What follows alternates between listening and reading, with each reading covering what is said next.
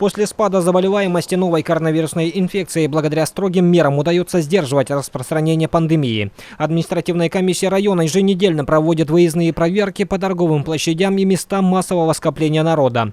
За последнее время было возбуждено более 20 административных дел. На сегодня в Нюрбинском районе ситуация по COVID-19 остается стабильной. На сегодня у нас лечение проходит 4 пациента, которые проживают в городе Нюрба.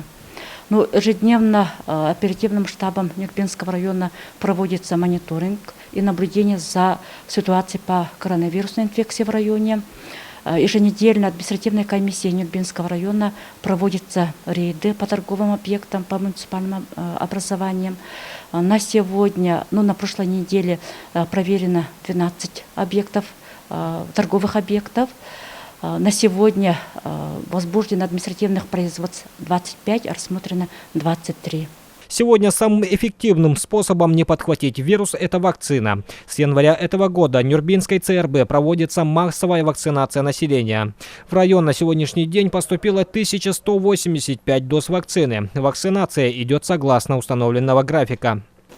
Мы вакцинацию против новой коронавирусной инфекции начали с января месяца этого года. Всего мы получили 1185 доз, а план на первый квартал этого года было 1600 доз. И мы это 1178 человек подлежащих всех привили. 100% на сегодняшний день первой вакцинации охватили. И теперь в данное время мы 669 человек привили, получили уже полную вакцинацию. Это первый и второй компонент. И это у нас составляет 98,9%. Есть лица, которые с методводами, но они подлежат уже к концу этого. До середины марта месяца они должны охватиться. Уже мы должны охватить 100%. И приоритет первой группы у нас подлежат, как и везде, лица старше 60 лет, пенсионеры, лица с хроническими заболеваниями.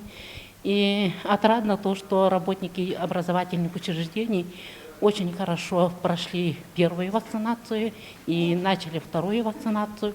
И от общего числа 1185 человек около 30% это работники дошкольных и школьных образовательных учреждений.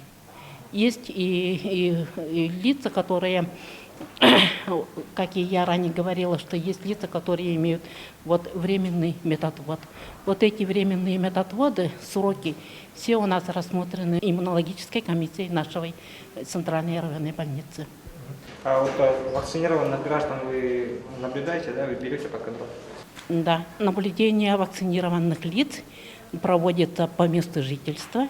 После того, как они получили, у нас в медучреждении находятся они минут 30 под наблюдением медработника. И дальше уже последующие 2-3 дня они проходят уже наблюдение уже по месту жительства.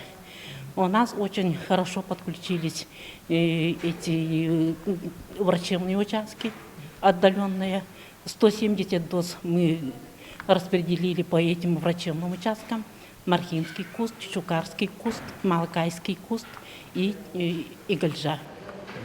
А как таковых острых реакций на вакцину не было? Не было. Таких аллергических реакций, острых реакций у нас не наблюдалось.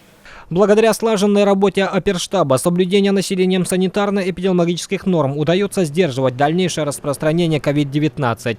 Во всех аптечных пунктах района в наличии все необходимые лекарственные средства. Роман Савинов, Геннадий Матвеев, Эдуард Васильев, Нюрбинский район.